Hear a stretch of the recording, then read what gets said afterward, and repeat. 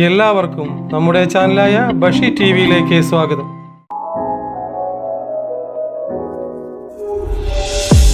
Movie റിവ്യൂസിൻ്റെ 6th എപ്പിസോഡിലേക്ക് എല്ലാവർക്കും സ്വാഗതം.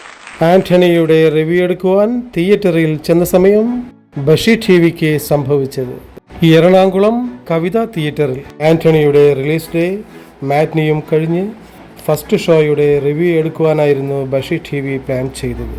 ഫസ്റ്റ് ഷോ കഴിയുന്നതിന് മുമ്പ് തന്നെ Bashi T V തിയേറ്ററിലെത്തി. Theatre manager ജോസിന്റെ അടുക്കിലേക്ക് ബഷി ടി വിയുടെ വ്ളോഗറും ക്രിയേറ്ററുമായ മുബാഷിർ എന്ന ഞാൻ കയ്യിൽ മൊബൈൽ ഫിറ്റ് ചെയ്ത ജിംബൽ അഥവാ മൊബൈൽ സ്റ്റെബിലൈസറും ഉണ്ടായിരുന്നു. ഫിലിം കഴിഞ്ഞ് ഓഡിയൻസ് ഇറങ്ങുന്ന പ്രധാന വഴിയും ചോദിച്ചറിഞ്ഞു തിരിച്ചു പോന്നു. അപ്പോഴൊന്നും ജോസ് എന്ന മാനേജർ റിവ്യൂ എടുക്കുവാൻ പറ്റില്ല എന്ന് പറഞ്ഞില്ല.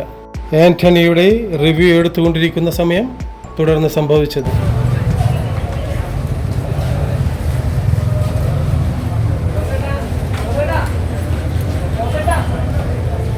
ഫിലിം കണ്ടോ? എന്താണ് അഭിപ്രായം?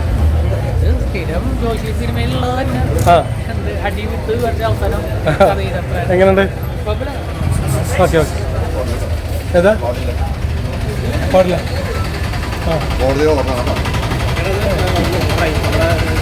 മറ്റേ തിയേറ്റർ നല്ല എടുത്തു, ഇവിടെ പാടില്ല. Okay okay.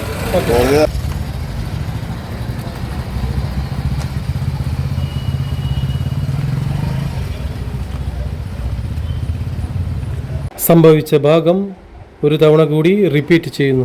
എങ്ങനെയുണ്ട്? Okay okay. ഏതാ പാടില്ല?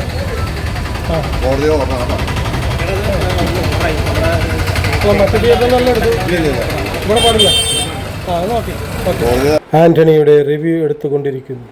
ഫസ്റ്റ് റിവ്യൂ കഴിയുന്നതിന് മുമ്പ് തന്നെ ഒരു സ്റ്റാഫ് ജോസേട്ടാ എന്ന് വിളിച്ചുകൊണ്ടിരിക്കുന്നു. കവിത തിയേറ്ററിൻ്റെ മാനേജർ ജോസ് വരുന്നു. തുടർന്നുള്ള റിവ്യൂ എടുക്കുവാൻ പറ്റില്ല എന്ന് പറയുന്നു. ഈ സമയം ജോസിനോട് മുബാഷിർ എന്ന് ഞാൻ പറഞ്ഞു.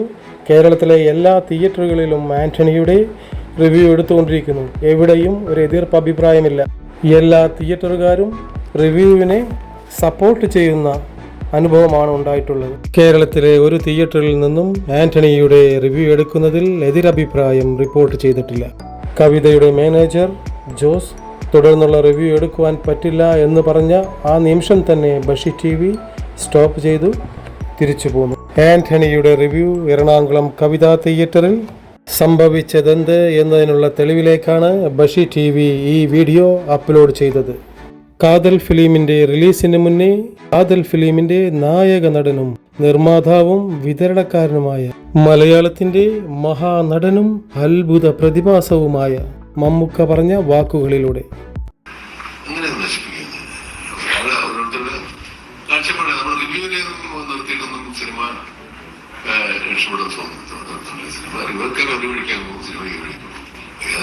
പ്രേക്ഷകൻ തീരുമാനിക്കുന്നത് അവർക്ക് ഇഷ്ടമുള്ള സിനിമയാണ്.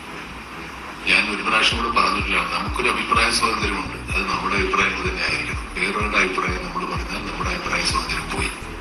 അപ്പൊ നമ്മുടെ അഭിപ്രായങ്ങൾക്ക് അനുസരിച്ച് തന്നെയാണ് സിനിമ നമുക്ക് തോന്നുന്നത് സിനിമ കാണാൻ വേണ്ടത്. ആന്റണിയുടെ director Joshi sir 1980 November 21 cinema ലോകത്തെ പ്രകമ്പനം കൊള്ളിച്ചുകൊണ്ട് തിയേറ്ററുകളെ ഇളക്കി മറിച്ചുകൊണ്ട് ഇതിഹാസ നായകന്റെ മൂർഖൻ റിലീസായി. ജയേട്ടന്റെ മരണശേഷം ഇറങ്ങിയ ആദ്യ cinema.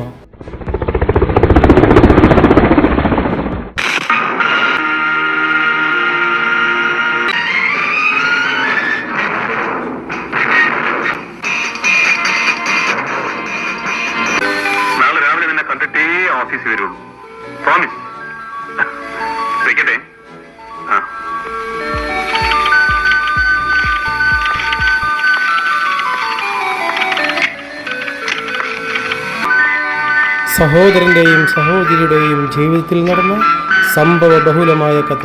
Family action thriller movie. കണ്ണിനെ ഈറനണിയിച്ച സൗന്ദര്യം തുളുമ്പുന്ന ഒരുപാട് സീനുകൾ. ഇതിഹാസ നായകൻ ജയൻ അസ്തമിച്ച ഇടത്തു നിന്ന് ജയേട്ടിന്റെ എല്ലാ അനുഗ്രഹാശംസകളോടെ 1980 നവംബർ 21 തന്നെ പുതിയ സൂര്യൻ ഉദിച്ചു.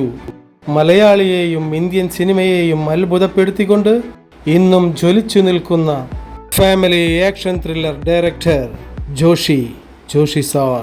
ജോഷി സാറിന് മലയാള സിനിമ സമ്മാനിച്ച എല്ലാ സൗഭാഗ്യങ്ങൾക്കും ഇന്നും ജ്വലിച്ചു നിൽക്കുന്നതിനുള്ള തുടക്കം ഇതിഹാസ നായകൻ ജയനെന്ന സത്യം ആരും മറക്കരുത്.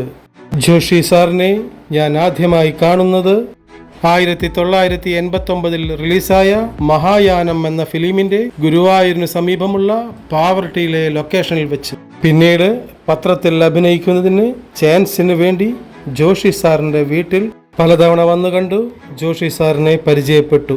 ഞാൻ അഭിനയിച്ച പത്രത്തിലെ സീൻ.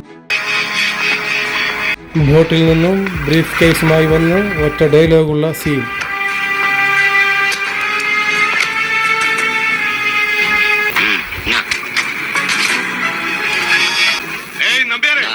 എല്ലാം പറഞ്ഞോ ഇവനോട്? പറഞ്ഞു കൊടുത്തോടോ കാര്യങ്ങള്. പിന്നീട് ജോഷി സാറിന്റെ പ്രജയിൽ ക്ലൈമാക്സ് സീനിൽ പല ഫ്രെയിമുകളിൽ വരുന്ന ഡയലോഗോട് കൂടിയ വേഷം ചെയ്തു. ഞാൻ അഭിനയിച്ച പ്രജയിലെ വേഷം.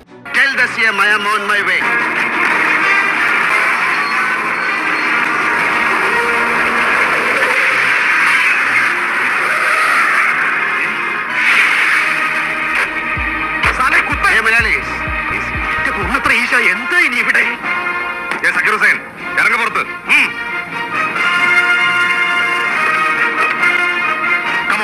പ്രജയിലെ പല സീനുകളിലുള്ള സർക്കിൾ ഇൻസ്പെക്ടർ വേഷം.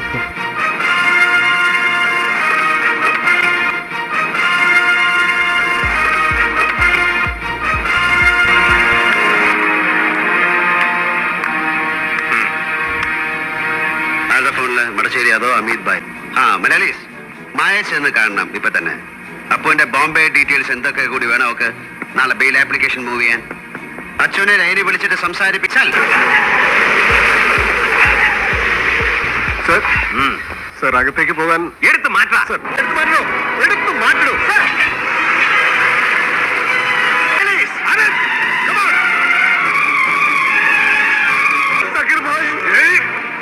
പത്രത്തിലും പ്രജയിലും വേഷം തന്ന ജോഷി സാറിന്റെ പുതിയ സിനിമയ്ക്ക് നല്ലൊരു കവറേജ് കൊടുക്കുന്നതിന് വേണ്ടിയാണ് കവിത തിയേറ്ററിലെത്തിയത്. അതിന്റെ ഭാഗമായാണ് ഞാൻ അഭിനയിച്ച ഈ 2 ഫിലിമിലെ സീനുകൾ ഈ വീഡിയോയിൽ ഉൾപ്പെടുത്തിയത്. ജോഷി സാറുമായുള്ള പിന്നീടുള്ള സിനിമാ വിശേഷങ്ങൾ മറ്റൊരിക്കൽ. ഇനി ആന്റണിയിലെ നായകൻ ജോജോയുമായുള്ള എൻ്റെ സിനിമാ വിശേഷങ്ങൾ. 12ഓളം ഫിലിമിൽ അഭിനയിച്ച ഞാൻ അഡ്വർടൈസിംഗ് മീഡിയയുമായി ബന്ധപ്പെട്ട് സിനിമാ ഫീൽഡിൽ നിന്നും മാറി ജോജോ സിനിമാ ഫീൽഡിൽ തന്നെ ഉറച്ചു നിന്നു. ഒരുപാട് കഷ്ടപ്പാടുകൾക്ക് ശേഷം മമ്മൂക്കയുടെ സഹായത്തോടുകൂടി വിജയത്തിലെത്തി. അഭിനയിക്കാനുള്ള ചാൻസ് തേടിയുള്ള ആ കാലയളവിൽ എല്ലാവരും ചാൻസിന് വേണ്ടിയുള്ള ഓട്ടമായിരുന്നു. എല്ലാവരും അങ്ങോട്ടും ഇങ്ങോട്ടും കാണുമ്പോൾ ഹലോ ഹായ്. സ്ഥിരമായ ഒരു ബന്ധം സിനിമാ ഫീൽഡിലില്ല. ഞാനും ജോജോയും പല സെറ്റുകളിലും പരസ്പരം കണ്ടിട്ടുണ്ടെങ്കിലും എല്ലാവരും ചാൻസിന് വേണ്ടിയുള്ള ഓട്ടമായിരുന്നു. വിനയൻ സാറിന്റെ ദാദാ സാഹിബിൽ ക്ലൈമാക്സ് സീനിൽ വരുന്ന DGPയുടെ വേഷം ചെയ്തു. വിനയൻ സാറിന്റെ മാത്രം സഹായം കൊണ്ട് ലഭിച്ച വേഷമായിരുന്നു ഡയലോഗോട് കൂടിയുള്ള DGPയുടെ വേഷം. ദാദാ സാഹിബിൽ ജോജുവിനും ചെറിയൊരു വേഷമുണ്ടായിരുന്നു, ഗവർണറുടെ ഗൺമാനായുള്ള വേഷം, ഒപ്പം ഡയലോഗും. ദാദാ സാഹിബിന്റെ ക്ലൈമാക്സ് സീനിലേക്ക്. സ്വതന്ത്ര ഇന്ത്യയിലെ എന്റെ സഹോദരന്മാരെ, സഹോദരിമാരെ, എത്ര നിരപരാധികളാണ് നിത്യേന കൊല ചെയ്യപ്പെടുന്നത്. ഈ യാഥാർത്ഥ്യം നാം യഥാസമയം ബഹുമാന്യനായ ഗവർണർ, അങ്ങ് വേദിയിൽ നിന്ന് പോയി 20 മിനിറ്റ് കഴിഞ്ഞല്ല ബോംബ് പൊട്ടാൻ പോകുന്നത്. അങ്ങ് കൂടി വേദിയിലുള്ളപ്പോൾ അത് പൊട്ടും നിമിഷങ്ങൾക്കകം. പെട്ടെന്ന് ബൊക്കാലെടുത്ത് മാറ്റൂ. ഇതാരോ ചുമ്മാ ഭയപ്പെടുത്താൻ വിളിച്ച് പറയുന്ന സർ. അല്ല, ബോംബുണ്ട്. ആ ബോംബ് പൊട്ടില്ല. ആ ബോംബുകൾ നിർവീര്യമാക്കി ആയിരക്കണക്കിന് ആളുകളുടെ ജീവൻ രക്ഷിക്കാൻ സഹായിച്ച ഒരു രാജ്യസ്നേഹി എന്റെ കൂടെ ഉണ്ട്. നടക്ക്. രാജ്യദ്രോഹത്തിന് തൂക്കിലേറ്റിയാൽ ഇവനെങ്ങനെ രക്ഷപ്പെട്ടു? അനങ്ങിപ്പോകരുത്. നാട്ടിന്റെ നിയമവും സമാധാനവും കാക്കേണ്ട ഒരു മന്ത്രി നാട് തീർക്കാൻ ശത്രു രാജ്യത്തിന്റെ പൈസ വാങ്ങി 100 കണക്കിന് നിരപരാധികളെ ചുട്ടുവന്നില്ലവൻ. സങ്കടമുണ്ട്. ഹരി തെറ്റിയാൽ ചിലപ്പോ ആനയും വീഴും. ഓക്കെ. ഞാൻ നിങ്ങളുടെ മുബാഷിർ. എല്ലാവരും സബ്സ്ക്രൈബ് ചെയ്യണം, ഒപ്പം ലൈക്കും ഷെയറും.